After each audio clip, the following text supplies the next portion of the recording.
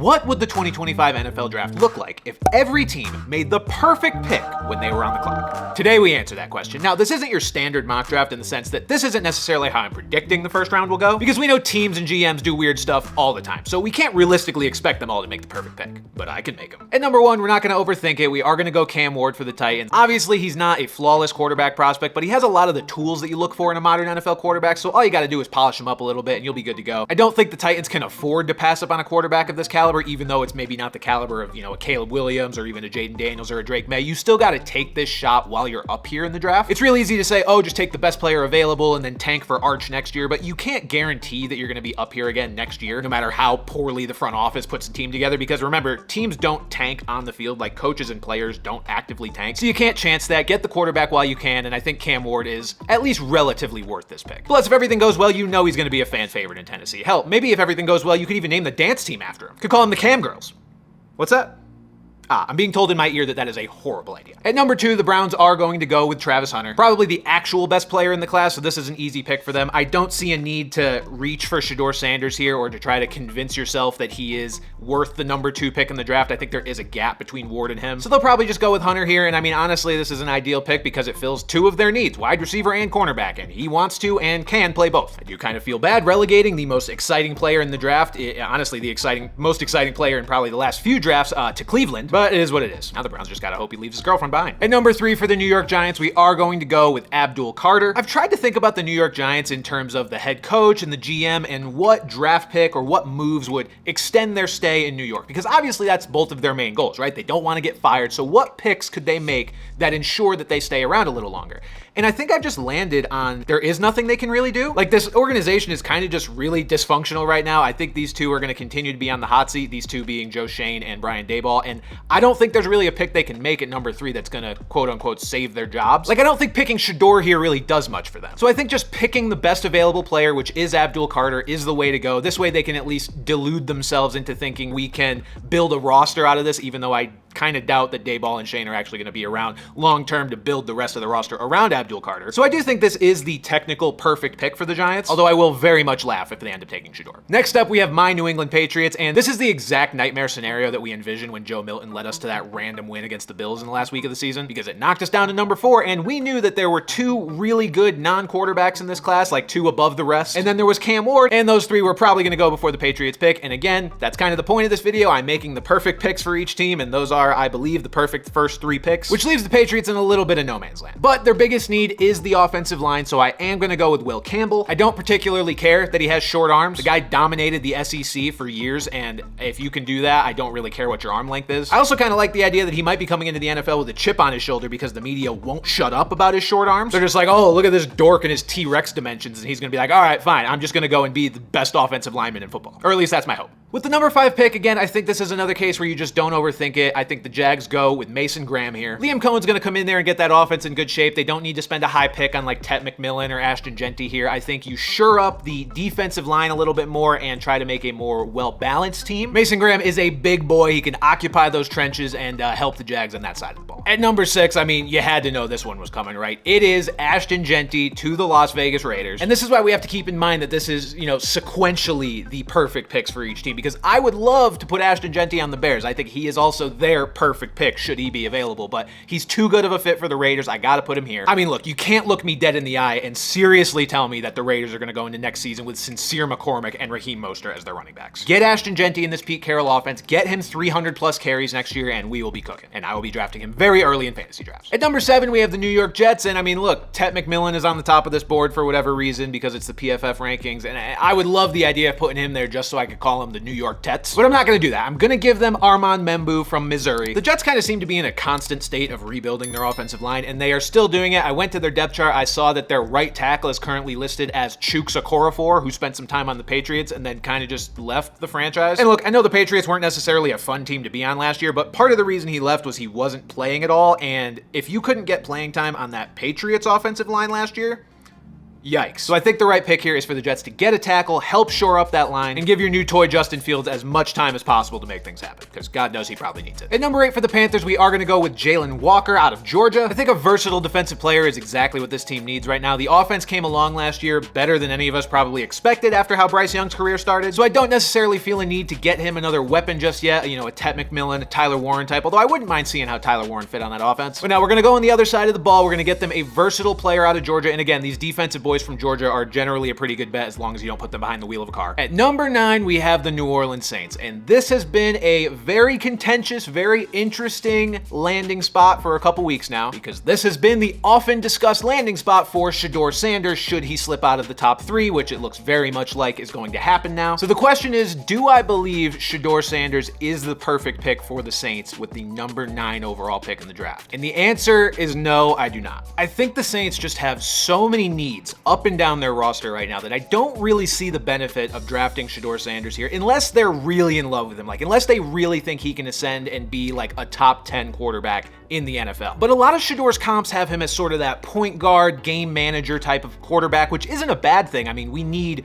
the NFL needs Geno Smiths. They need Brock Purdy's. But I just don't know what drafting a guy like that gets you right now when you're in the position the Saints are in. So I'm going to give them Jahad Campbell out of Alabama. Just start rebuilding this team. Give the keys to, Spencer Rattler if you have to this year. I know Derek Carr has this injury that might knock him out for the year. And see if Rattler's any good. And then if he's not, you are probably picking up even higher next year, and then maybe you can get your quarterback then. So I'm sorry, Shedeur, but the slide is going to continue, and we will see where it ends. The Chicago Bears desperately need a pass rusher that isn't Montez Sweat, so he isn't sweating his balls off every Sunday doing everything by himself. So we're going to go with Mykel Williams here out of Georgia. Again, defensive players out of Georgia are just generally a good bet as long as they get an Uber, and I'm sure Montez Sweat would be very appreciative of this pick, as would Bears fans. Now, the San Francisco 49ers could really go any direction here because they lost a lot of players this offseason, seemingly at every position in an effort to be able to afford Brock Purdy whenever that extension comes, or at least we think that's why they let all these guys go. Deebo Samuel finally got traded, Talanoa Hufanga and Dre Greenlaw both went to the Denver Broncos, and I think their best bet to getting back to that Super Bowl caliber version of the 49ers is to focus on defense in the draft. Kyle Shanahan can kind of make anything work on offense. I don't really see a need to take a Ted McMillan or a Tyler Warren here, even though I would love to see how he makes those pieces work. But losing such major pieces on the defense is a problem. Those guys need to be replaced. I am going to go with Jahdae Barron, cornerback out of Texas here. Help shore up that secondary, help replenish some of that depth, and get the Niners back to kind of what we know them for, which is being a huge problem on defense and then having Brock Purdy just dart the ball to all his different weapons on offense. At number 12, we have the Dallas Cowboys, and I feel like we like to make fun of them for, always making the sexy pick in the draft or always wanting to generate the most headlines from their picks, and I don't even know if that's necessarily fair, but that's probably going to happen this year. They do actually need a skill player for once. So we're going to have back-to-back picks out of Texas here. We're going with Matthew Golden. I know it's not Ted McMillan. That might be a little surprising, but don't let PFF's wide receiver rankings here fool you.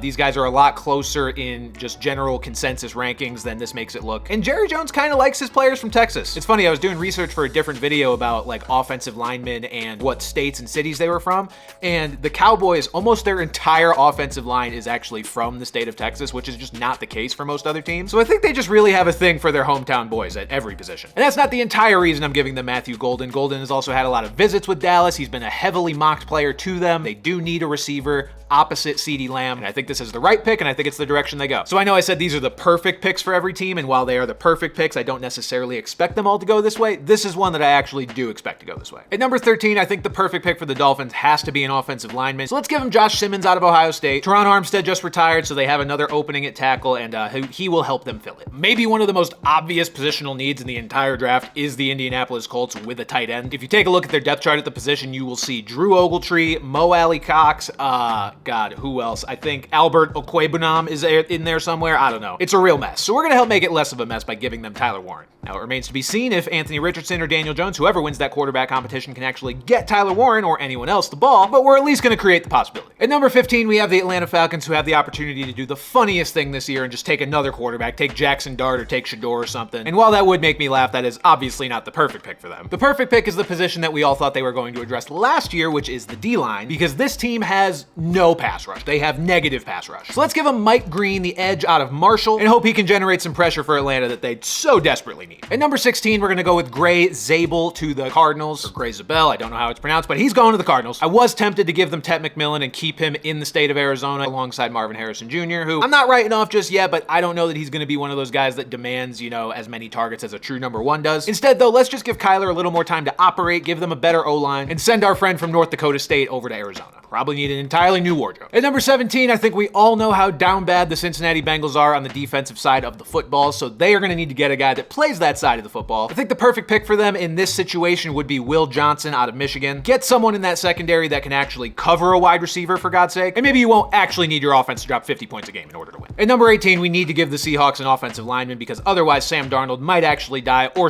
his pants or both. So we're going to go with the best one available, and that is Kelvin Banks Jr. The Tampa Bay Buccaneers should be looking on the defensive side of the ball too. That offense is pretty much a well-oiled machine at this point. We'll see how it does without Liam Cohen in the mix, but I have faith that it'll probably be fine. They've gone through about 17 offensive coordinators in the last 5 years. So let's give them Donovan Ezeruwaku out of Boston College. Help out that D-line a little bit. Plus, he has a pretty cool name, so congrats, Bucs fans. At number 20, the Broncos have been earmarked as a team to take the second running back in the NFL draft. We know Genty's going to go somewhere in the top 10. We think the Broncos are at the very latest going to be the spot for that second running back. I am going to give them one. I do think Omarion Hampton is the perfect pick for them here at number 20. This Broncos team ended up looking a lot better than any of us thought they would last year, with Bo Nix leading the charge on offense. I mean, I would hope he would adjust to the NFL pretty quickly, considering he's already about 30 years old. But it went even better than I hoped it would. And one of the only real missing pieces to that offense is a running back that they feel they can really run the ball with. The three-headed trash monster last year of Javonte Williams, Jaleel McLaughlin, and Audric Estime just wasn't really getting it done. They still got Estime, they still got McLaughlin, but I think there is obviously an opening for a true alpha back to get in there and kind of lead the way. At number 21, this is where the slide is finally going to stop. Shedeur Sanders is a Pittsburgh Steeler. I do think this is the perfect pick for them here because this is a team that, is perennially just technically built to win now. They refuse to actually rebuild, and that's kind of what gets them in this, 20s-ish spot every single year in the draft, which hasn't exactly helped them find a real franchise quarterback since Big Ben retired. Now, again, I don't think Shedeur is this,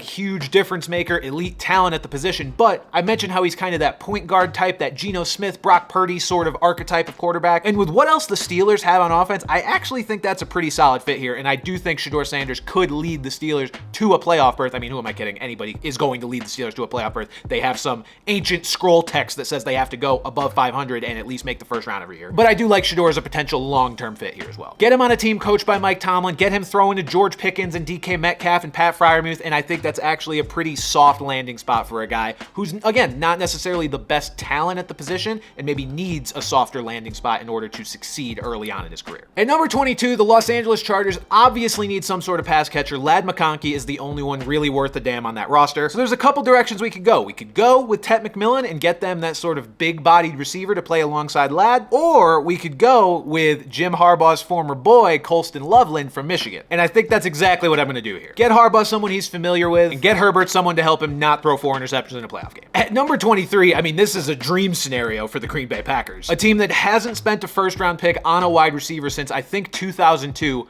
has to do it here in this situation. The perfect pick for them is obviously Ted McMillan. The days of them having 97 wide receiver 2s and no wide receiver 1s is finally over. They get their true alpha. They get Jordan Love, a guy that he can really rely on every week. And I just know the Packers and their fans would be drooling if this actually played out. At number 24, the Minnesota Vikings desperately need help in that secondary. And I see Malachi Starks just staring us in the face here at the top of the board. So we are going to continue to chop away at the top of the best availables here and give Malachi Starks to the Minnesota Vikings. Listed as a safety, but that's okay. Harrison Smith's 36. They should probably get some kind of succession plan in place sooner rather than later. But he can also shift over to corner. Honestly, they just need anything to stop teams from throwing the ball over their heads every single week. At number 25, we have another team that desperately needs an offensive lineman so they don't get their quarterback killed. I think the Texans are probably the most obvious offensive lineman landing spot in the first round, because if they don't get a first round caliber O lineman added to their roster, they are going to be in rough shape next season. And so their best option at this point is Josh Connerly Jr. out of Oregon. They just got to get more bodies on this line. I am tired of watching CJ Stroud have no time to throw the ball, because I love watching him play when he does have time to throw the ball, and I would like to get back to that. At number 26, this might be controversial, but I've seen it in a few different places, and I kind of agree with it. I am going to go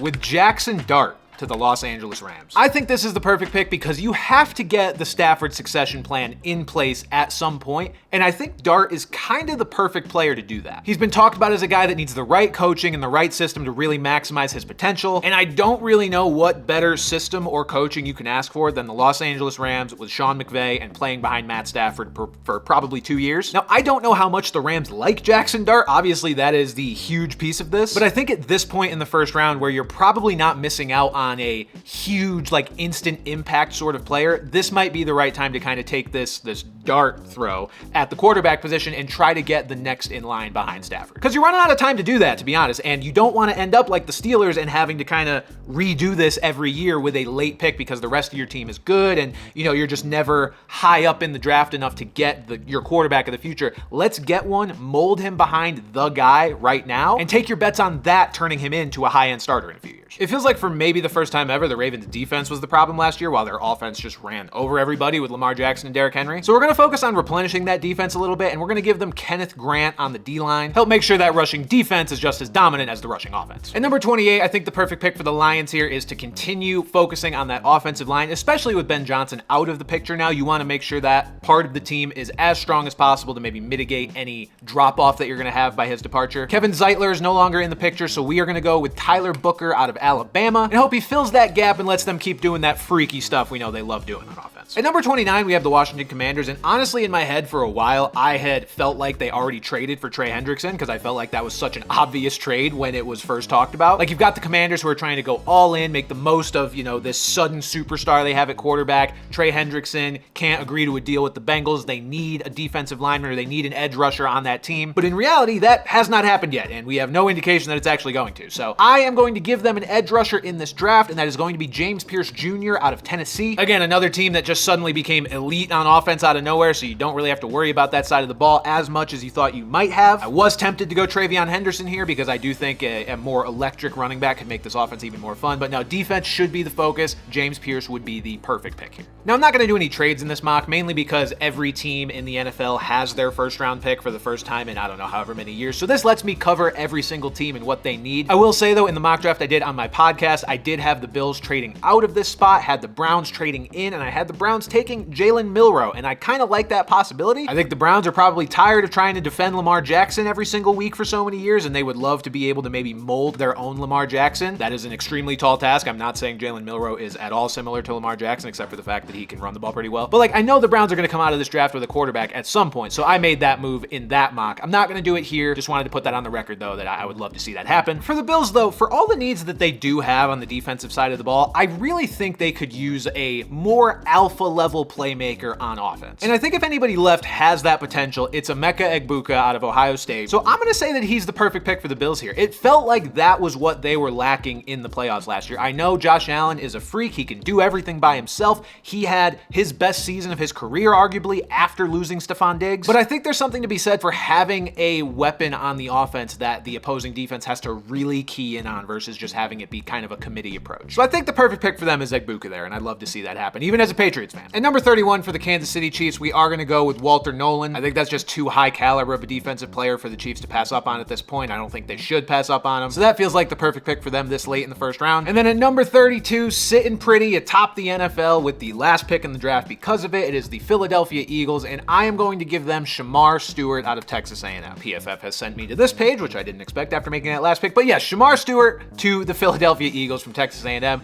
Help make up for that loss of Josh Sweat, who signed with the Cardinals. Stewart has actually been compared to a fellow Philadelphia Eagle, Nolan Smith, because Smith also didn't have a ton of production in college from a sack perspective, and so you're betting on him being able to find that in the NFL, but Smith was able to do it, and I think Stewart will be able to as well, especially if he goes to the same team that was conducive to that success for Nolan Smith. And I feel like, once again, the Eagles are just going to get a defensive player who just ends up being way too good for where they are selecting him at this point in the draft. Hello, Jalen Carter. But there you have it, the perfect pick for every team in the 2025 NFL draft. Again, I have zero expectation that it will play out like this, but if the GMs were smart, this is exactly how it would play out. Let me know in the comments below if you agree or disagree with any of these picks. And with the NFL draft just around the corner, we are running back the watch party again for 2025. So tune into this channel on April 24th at 8 p.m. Eastern. I will be live reacting to every pick and all the chaos that goes on in the first round of the draft. But that'll do it for this video. As always, thank you guys for watching, and I'll see you next time.